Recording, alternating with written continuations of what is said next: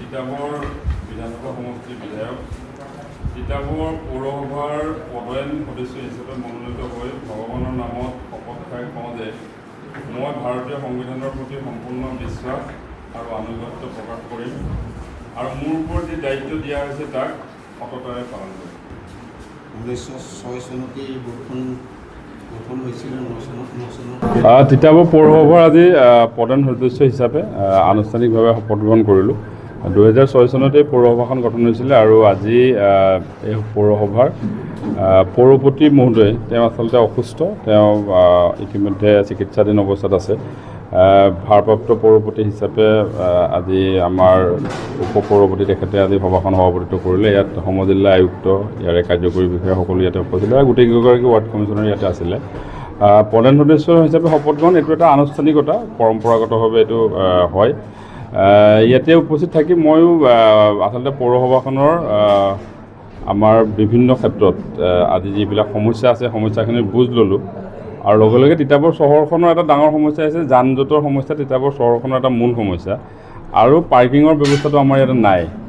আৰু তিতাবৰত কৃত্ৰিম বানপানীৰ সমস্যাও আছে, কেইবাটাও পথত কৃত্ৰিম বানপানী হয়। এইবিলাক কথা অকণমান আজি ইয়াতে মই কৈছোঁ যাতে তেনেকুৱা এটা পৰিৱেশ নাইবা পৰিস্থিতি হোৱাৰ আগতেই যাতে আমি অলপ প্ৰিভেণ্টিভ মেজাৰ্ছ লওঁ, যাতে এইবিলাক নহয়। ক'ৰবাত যদি ড্ৰেইনেজৰ প্ৰয়োজনীয়তা আছে সেইখিনি যাতে আগতীয়াকৈ কৰা হয়, ভৰ বাৰিষাৰ সময়ত যাতে আৰু তেনেকুৱা ইছ্যু যাতে হ'বলৈ নাপায় তাৰ কাৰণে অলপ প্ৰিভেণ্টিভ মেজাৰ্ছ ল'বৰ কাৰণে মই অনুৰোধ জনাইছোঁ। আৰু বহুতখিনি কাম আচলতে তিতাবৰ মাৰ্কেটখনৰ ডেভেলপমেণ্টৰ কথা আছে। তিতাবৰত এটা ক্ৰিমেশ্যন গ্ৰাউণ্ডৰ কাৰণে আমি অলপ বহুত কাম কৰিব লগা আছে। আৰু জাবৰ নিষ্কাশনটো তিতাবৰ এটা ডাঙৰ প্ৰব্লেম হৈ আছে, মানে তিতাবৰ জাবৰখিনি আজি যি ধৰণে ডিছপ'জ অফ কৰিব লাগে তাৰ প্ৰয়োজনীয় যদিও প্লান্ট এটা হৈ আছে কিন্তু প্ৰয়োজনীয় স্থানৰ অভাৱৰ কাৰণে সেইটো এটা সমস্যা, মাৰ্কেটৰো সমস্যা। তো এইখিনি কথা অলপ আলোচনা কৰিছোঁ আজি প্ৰাৰম্ভিক পৰ্যায়ত আৰু পৰৱৰ্তী সময়ত তিতাবৰ চহৰখনৰ কাৰণে আচলতে অলপমান মুখ্যমন্ত্ৰী পৰ্যায়ত আলোচনাৰ প্ৰয়োজন আছে। আৰু মুখ্যমন্ত্ৰী ডাঙৰীয়াক মই নিশ্চিতভাৱে এইটো কথা ক'ম যে তিতাবৰ চহৰখন আচলতে উজনি অসমৰ আটাইতকৈ মানে মানধাতা যেতিয়া এখন চহৰ হৈ আছে তিতাবৰ চহৰখন। আপুনি যদি ৰাস্তা চাই, যিটো ৰাস্তা আচলতে ইমান ঠেক ৰাস্তাত এখন চহৰ মানে ক'তোৱে নাই। প্ৰতিখন টাউন আপুনি যদি কাষত আপুনি চৰুপথাৰ চাই, আপুনি যিকোনো এখন টাউন চাই, এইবিলাক বহুত ডেভেলপ হৈ গ'ল। তিতাবৰখনৰ ডেভেলপমেণ্ট একো নহ'ল। তো সেইকাৰণে ইয়াতে কিবা এটা আমি চলিউশ্যন আনিবই লাগিব, কাৰণ যান বাহনৰ সংখ্যা বাঢ়ি গৈছে, ৰাস্তাটো একেবাৰে ঠেক, কেইবাখনো স্কুল মহাবিদ্যালয় এইবিলাকৰ লগত কানেক্টিং হস্পিটেল আছে, নাৰ্ছিংহোমো হৈছে এতিয়া, কিন্তু ইমান ঠেক ৰাস্তাটোত মানে এখন ডাঙৰ মাৰ্কেটো বহে।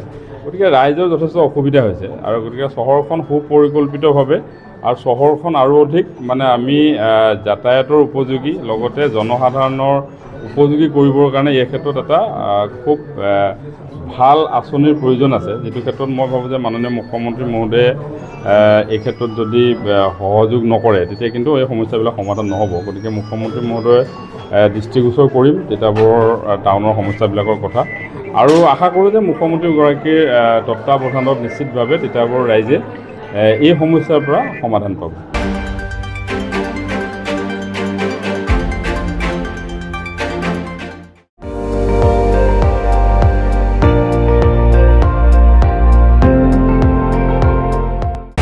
আপুনি চাই আছে ND24, সৰ্বশ্ৰেষ্ঠ নহয় সৰ্বোত্তমৰ দৌৰ।